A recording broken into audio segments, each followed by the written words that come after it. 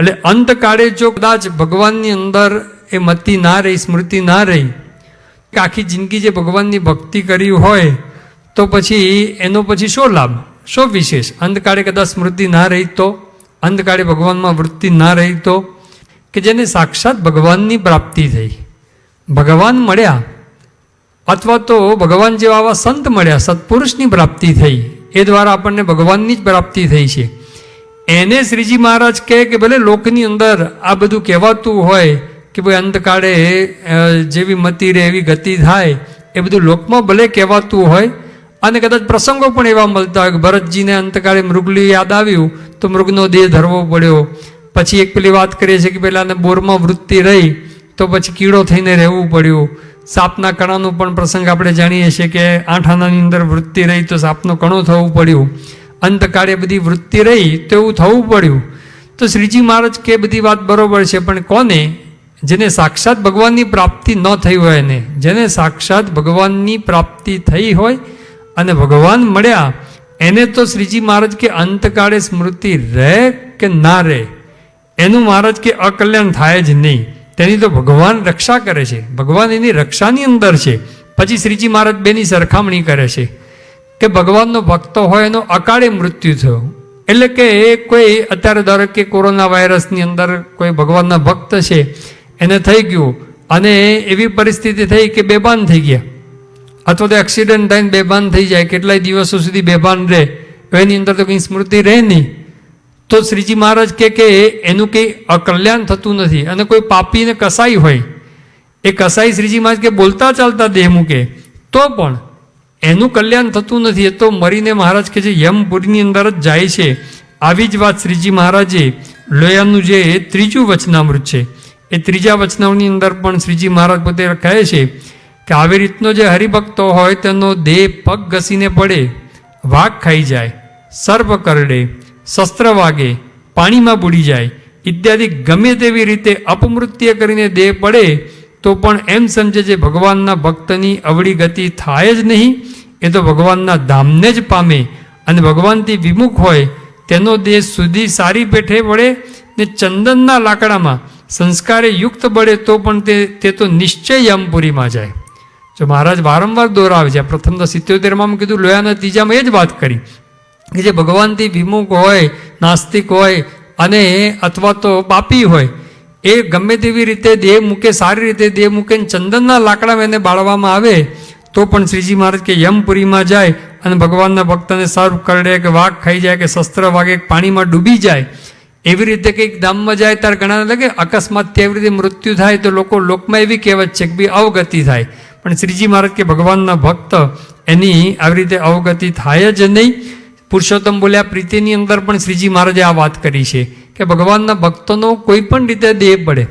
શ્રીજી મહારાજે એમાં તો એવું કીધું કે દેહ કંઈક પડી ગયો અને મરી ગયા અને કેટલાય દિવસ સુધી આ બધા શિયાળિયા ને બધા સંભળા ને બધું ખાય અને એવી રીતે પડી રહે, અગ્નિ સંસ્કારનો ટૂંકમાં મેળ ના રહ્યો.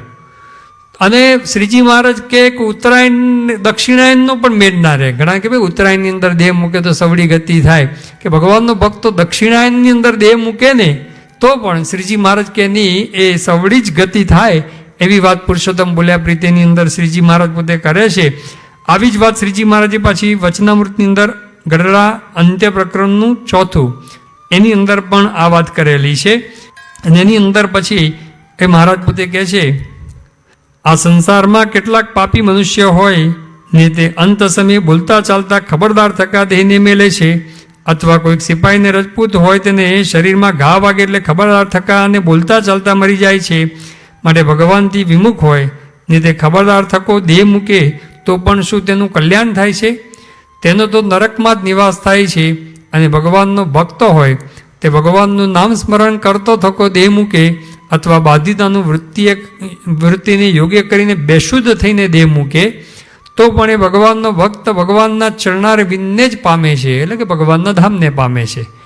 તો વારંવાર શ્રીજી મહારાજે આ સ્પષ્ટતા એ કરેલી છે કે ભગવાનના ભક્ત એનો ગમે તે રીતે દેહ પડે પણ એ ભગવાનના ધામની અંદર જ જતો હોય છે. એટલે એને છેલ્લે અંતકાળે એ કદાચ ભગવાનમાં વૃત્તિ રહી કે ના રહી, કારણ કે આવી રીતે દેહ પડે તો વૃત્તિ ના પણ રહે, બેભાન થઈ ગયો, કેટલાય દિવસ સુધી બેભાન રહ્યા તો પછી વૃત્તિ ના રહે, પણ આખી જિંદગી ભગવાનની ભક્તિ કરી છે, સત્સંગ કર્યો છે, એ કોઈ દિવસ વ્યર્થ જતું નથી. શ્રી કૃષ્ણ ભગવાને પણ ગીતાની અંદર કીધું છે કે નેહાભિક્રમ નાશોસ્તિ પ્રત્યવાયો ન વિદ્યતે સ્વલ્પમપ્યસ્ય ધર્મસ્ય ત્રાયતે મહતો ભયાત. આ સ્વરૂપ નિષ્ઠા જેના જીવનની અંદર દ્રઢ થઈ, એને સ્વરૂપ નિષ્ઠા દ્રઢ થઈ, એને કોઈ દિવસ એકવાર જે આરંભ કર્યો એનો નાશ થતો નથી અને એનાથી ઉલટું પણ એને થતું નથી. એ વાત કરીને બીજી પણ વાત કરી કે નહીં કલ્યાણકૃત કશ્ચિત દુર્ગતિમ તાદ ગચ્છતિ, કે હે પાર્થ, કે આ કલ્યાણના માર્ગની અંદર ભગવાનની નિષ્ઠા થઈને પછી કલ્યાણની માર્ગની અંદર જે ચાલ્યો એની દુર્ગતિ એ કોઈ દિવસ એ થતી નથી. તે વાત શ્રીજી મહારાજ પણ અહીંયા સમજાવે છે કે ભગવાનનો ભક્ત છે, એનું ગમે તે રીતે દેહ પડે પણ એનું એ કલ્યાણ જ થતું હોય છે.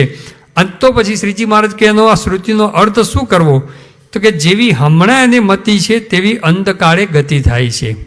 એટલે કે યા મતિ અધુના એટલો શબ્દ ઉમેરી દેવાનો કે હમણાં જેવી એની મતિ છે, અંતકાળે સા ગતિ એવી અંતકાળે ગતિ થતી હોય છે.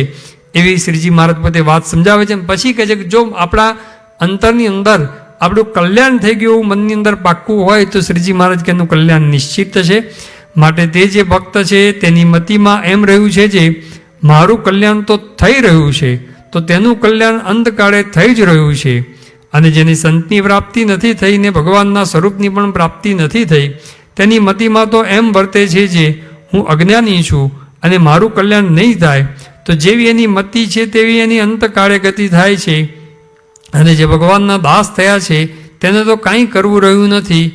એના દર્શને કરીને તો બીજા જીવનું કલ્યાણ થાય છે, તો એનું કલ્યાણ થાય એમાં શું કહેવું.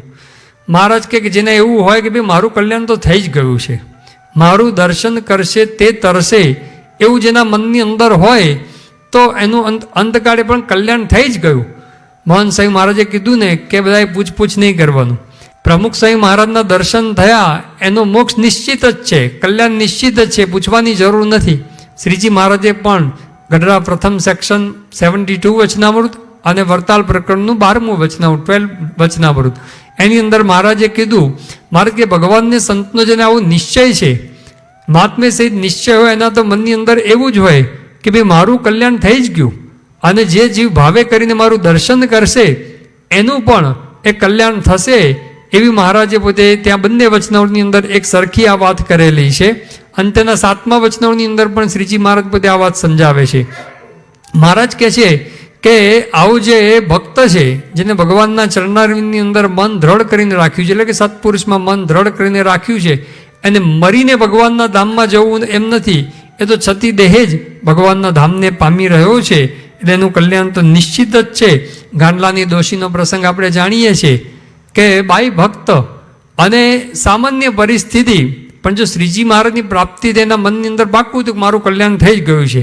એના પતિને સત્સંગ નહોતો અને એમને શ્રીજી મહારાજે દર્શન દઈને કીધું કે આટલા ફલાણા દિવસે તમને આટલા વાગે તેડી જઈશું. એટલે એમના પતિને કીધું ખરું કે ભાઈ જો આજે હું ધામમાં જવાની છું.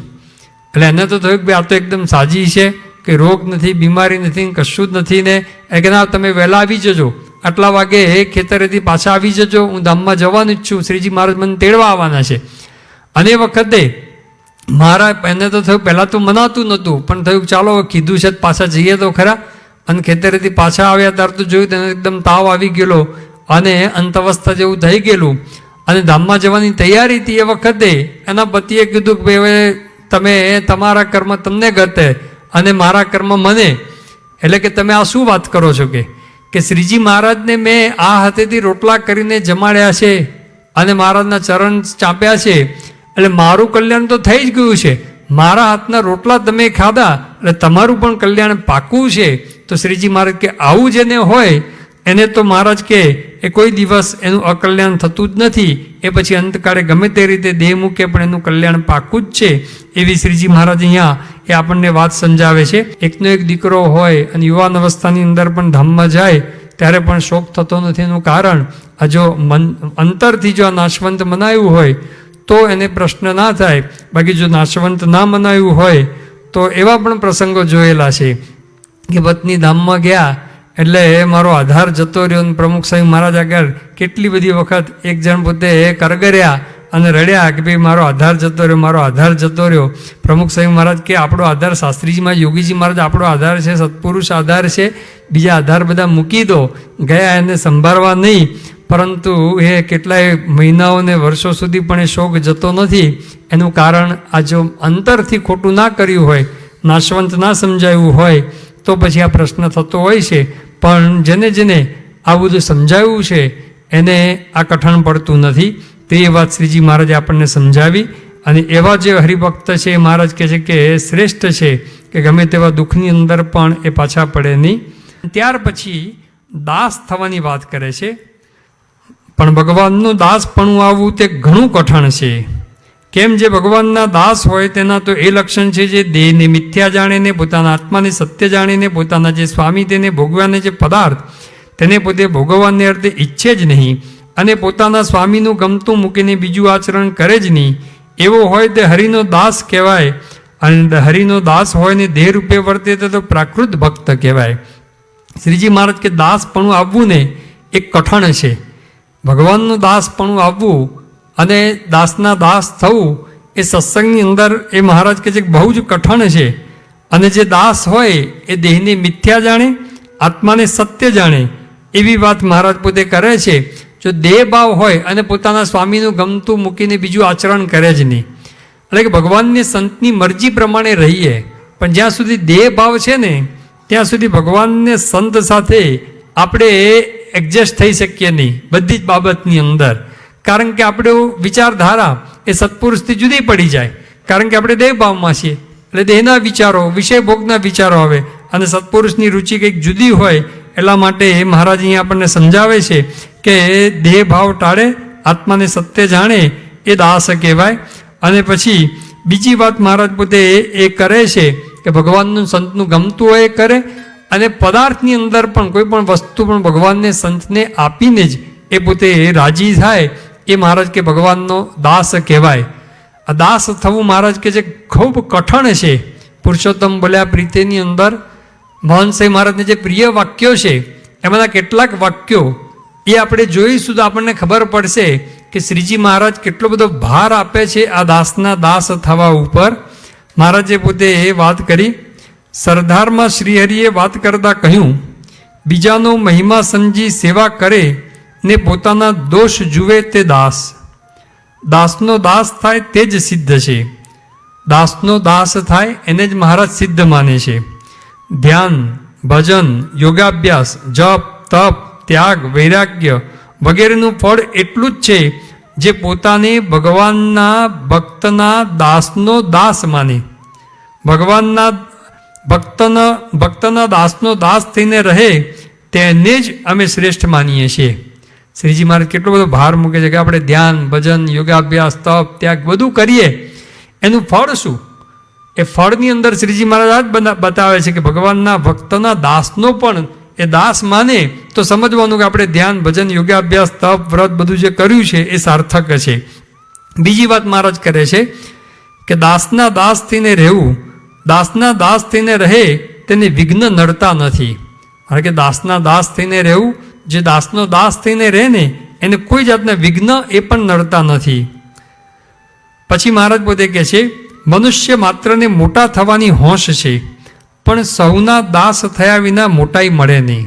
બધાની ઈચ્છા છે કે હું મોટો થઉં, હું મોટો થઉં, સર્વશ્રેષ્ઠ થઉં, પણ મહારાજ કે બધાના દાસ થયા વિના આ મોટાઈ પણ મળતી નથી. સંતનો દાસ ન થાય કે હરિભક્તનો દાસ ન થાય તો તુચ્છ કીટમાં નિવાસ કરે છે. તુચ્છ કીડો થઈ જાય. જો ભગવાનના ભક્તોનો અને સંતોનો જે દાસ ના થાય એ તુચ્છ કીટની અંદર નિવાસ કરે છે. અનંત મહત પુણ્ય કરીને દાસપણું મળે છે. જે દાસનો દાસ રહે છે તે વધતો વધતો વધી જાય છે. મહારાજ કે અનંત મહત પુણ્ય હોય ને ત્યારે આ દાસપણું એ પ્રાપ્ત થતું હોય છે. શ્રીજી મહારાજ કહે છે કે અનંત મહત પુણ્ય કરીને આ દાસપણું એ પ્રાપ્ત થતું હોય છે. એમનેમાં દાસપણું એ પ્રાપ્ત થતું નથી. પછી શ્રીજી મહારાજ વાત કરે છે, સત્સંગમાં દાસ થઈને વર્તે નહીં અને બહુ ધ્યાન જ્ઞાન કરતા હોય તથા તપ પણ અન્ન તજીને કરતા હોય તો પણ તેમનો વિશ્વાસ કરવો નહીં. મહારાજ કે દાસના દાસ થઈને વર્તે એનો જ વિશ્વાસ કરવો એવી વાત શ્રીજી મહારાજ પોતે કરે છે. પછી શ્રીજી મહારાજ પોતે એક કુંડળની અંદર પધાર્યા અને ત્યાં રાજાઓ આગળ શ્રીહરિએ વાત કરી. એટલે કે એ જે ગામના અધિપતિ હોય ને બધા હોય એની આગળ શ્રીજી મહારાજે પોતે એ વાત કરી. મહારાજ પોતે કહેવા લાગ્યા, કુંડળમાં રાજાઓ આગળ શ્રીહરિ ફરી કહેવા લાગ્યા. એટલે એક વાર તો કદાચ વાત કરી હશે, પણ ફરી વાર એ શ્રીજી મહારાજ કહેવા લાગ્યા કે સંત હરિભક્તની મોટાઈ જે સમજે છે, તેમના દર્શનથી જેનું અંતર ઠરે છે તેને વિઘ્ન નડતા નથી. મહારાજ કે સંત હરિભક્તની મોટાઈ જે સમજે છે તેના દર્શનથી જેનું અંતર ઠરે છે તેને વિઘ્ન નડતા નથી. પછી શ્રીજી મહારાજ કહે છે કે દાસ ભાવ ન રહે તો મેરુ સમાન ગુણ હોય તો પણ શોભતા નથી. બીજા ગમે તેટલા ગુણો હોય, ગમે તેટલે એ ગુણ સંપત્તિ પ્રાપ્ત કરી હોય, પણ દાસ ભાવ ન હોય તો બીજા એકેય ગુણ એ શોભતા નથી. પછી કહે છે કે અનંત ધ્યાન ધારણા કરતો હોય. જો શ્રીજી મહારાજ જે હવે કહે છે ને એ વિચારવા જેવું છે. અનંત ધ્યાન ધારણા કરતો હોય એટલે અનંત ધ્યાન કરતો હોય, ધારણા એટલે ઉપવાસ કરતો હોય, અનંત ઉપવાસ, એક બે ઉપવાસ નહીં. ભૂત ભવિષ્યનું કહેતો હોય, હવે કોઈ વ્યક્તિના ભૂતકાળનું પણ કહી દે અને ભવિષ્યકાળનું પણ કહી દે. હવે જગતનો ભગવાન થઈને જ પૂજાય ને. પછી કે અંતરનું જાણતો હોય, અંતરનું કહી દે કે ભાઈ તમારા અંતરની અંદર આવા બધા સંકલ્પો થાય છે. અંતરનું જાણતો હોય, અનંત જીવોની નાડી જાણતો હોય. આમ નાડી જાણતો હોય, નાડી જોઈને કહી દે કોને કયો રોગ છે. અનંત જીવોની નાડી જાણતો હોય, અનંત પરાક્રમ કરતો હોય, એક બે ઐશ્વર્ય નહીં, અનંત ઐશ્વર્ય અનંત પરાક્રમ બતાવતો હોય તો પણ હવે મહારાજ કહે છે કે આટલું બધું કરતો હોય તો જગતની અંદર તો ભગવાન થઈને જ પૂજાય. પણ શ્રીજી મહારાજ કે આ બધું કરતો હોય તો પણ જો દાસપણું ન હોય તો અંક વિનાના શૂન્ય જેવું છે. એકડા વિનાના મીંડા, ગમે એટલા 100, 200, 500, 1000, લાખ મીંડા કર્યા પણ એની કોઈ કિંમત નહીં. એટલે આ બધું જ અનંત પરાક્રમ કર્યા કે અનંત ધ્યાન ધારણા કર્યા કે ભૂત ભવિષ્યનું કીધું કે બીજું ગમે તેટલું કર્યું પણ એકડા વિનાના મીંડા એના જેવું જ થયું. અને પછી કહે છે કે દાસના ઉરમાં શ્રીહરિ નિવાસ કરીને રહે છે. આ મોટું બિરુદ આપ્યું કે જે દાસ થાય ને એના અંતરની અંદર ભગવાન નિવાસ કરીને રહેતા હોય છે. પછી બીજી વાત શ્રીજી મહારાજ કહે છે કે દાસપણું એ ક્યારે મળે છે એ વાત કરે છે. ચિંતામણી, પારસમણી કે કલ્પવૃક્ષ તેના કરતાં પણ દાસ પદ ઊંચું છે, શ્રેષ્ઠ છે, અધિક છે. એટલે ચિંતામણી, પારસમણી તો આપણને ખબર નથી, પણ ટૂંકમાં અબજો રૂપિયા મળે એના કરતાં પણ શ્રીજી મહારાજ કે દાસપણું એ ઊંચું અને શ્રેષ્ઠ પદ છે. અક્ષર મુક્તો દાસપણાના ગુણથી જ તે સ્થિતિને પામ્યા છે. અક્ષર મુક્તો પણ જે આ દાસપણાએ કરીને જ આ ઉચ્ચ સ્થિતિને પામ્યા છે. હવે કોને દાસપણું આપે છે શ્રીજી મહારાજ? ભગવાનને, ભગવાનના સંતની સેવા કોટી કલ્પ સુધી કરે અને ક્યારેય બરોબરિયાપણું આવવા ન દે. દાસના દાસનો દાસ થઈ રહે, દાસના દાસનો દાસ થઈ રહે ત્યારે શ્રીહરિ તેને દાસ પદવી આપે છે.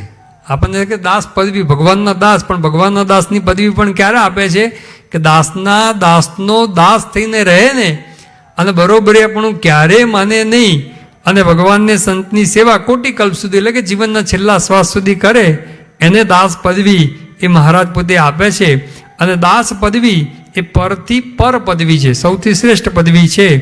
એટલે શ્રીજી મહારાજ છેલ્લે કહે છે કે સંત હરિભક્તોના દાસ થવાનો નિત્ય અભ્યાસ રાખવો. નિત્ય અભ્યાસ રાખવો પડે, ટેવ પાડવી પડે કે હું બધાનો દાસ છું એવું માનવાનું, એવું બોલવાનું, એવું સમજવાનું, એવી પ્રાર્થના કરવાની. આ રોજ અભ્યાસ કરવો પડે તો એ દાસપણું એ આપણને મળતું હોય છે. ભગવાનને સંત કૃપા કરતા હોય છે કે આપણે બધાના દાસ થવાનું છે. મહંત સ્વામી મહારાજ પોતે પણ દાસ થઈને રહેશે તો પછી આપણે તો દાસ થવાનું જ હોય, દાસના પણ દાસ થવાનું હોય. મહંત સ્વામી મહારાજ કે જેટલાના દાસ થઈને ને એટલી કમાણી વધતી જાય. દાર ઇસ્લામમાં એવું બોલ્યા કે એક જણના દાસ થાવ તો કરોડ રૂપિયા, 2 જણના દાસ થાવ તો 2 કરોડ. તો આટલા બધાના એટલે કે હરિભક્તો જેટલા બેઠા હતા આટલા બધાના દાસ થાવ તો કેટલા મળે? કરોડો રૂપિયા થઈ જાય ને. એટલે પછી સંતોએ કીધું કે સ્વામી એ વાત બરોબર છે, પેલા તો રૂપિયા દેખાય, આમાં તો કંઈ રૂપિયો દેખાય નહીં દાસ મની એમાં. મહંત સ્વામી મહારાજ એ વખતે પંક્તિ બોલાવેલાઈ કે દાસના દાસ થઈ જે રહે સત્સંગમાં, ભક્તિ તેની ભલી માનીશ રાચીશ તેના રંગમાં. કે ભગવાન એના રંગની અંદર રાચે, એની ભક્તિ સાચી માને, ભગવાન એને ક્ષણ માત્ર પણ મૂકે નહીં. તે મોટી કેટલી પદવી કહેવાય, એ કેટલા કરોડો રૂપિયા કહેવાય કે નહીં? તો જો આ ભગવાન આપણાથી ક્ષણ માત્ર પણ છેટા ના રહે. મુક્તાન સ્વામી કીધું હું ટળે હરી ઢોકળા તે ટળાય દાસે રે, મુક્તાનંદ મહાસંતને પ્રભુ પ્રગટ પાસે રે. જેને દાસપણું આવ્યું, અહમભાવ ગયો ને દાસપણું આવ્યું, તો મુક્તાનંદ મહાસંતને પ્રભુ પ્રગટ પાસે રે. એવા સંતને ભક્તને ભગવાન પાસે જ એ રહેતા હોય છે, એનાથી દૂર જતા નથી. તો મહારાજ કે આવું દાસપણું આવું એ દુર્લભ છે. અને દાસ થવા માટે દેહ ભાવ મૂકવો પડે. દેહ ભાવ મૂકવા માટે આત્મા ભાવ કેળવવો પડે. તો મહારાજ કે આત્માને સત્ય જાણે, દેહને નાશવંત જાણે, અને ભગવાનની મરજી પ્રમાણે, સંતની મરજી પ્રમાણે રહે, એ દાસ કહેવાય. એ વાત અહીંયા છેલ્લે મહારાજે પોતે સમજાવી. તો આવું દાસપણું એ પણ આપણા જીવનની અંદર આવે, એ મહારાજ સ્વામીના ચરણોમાં પ્રાર્થના.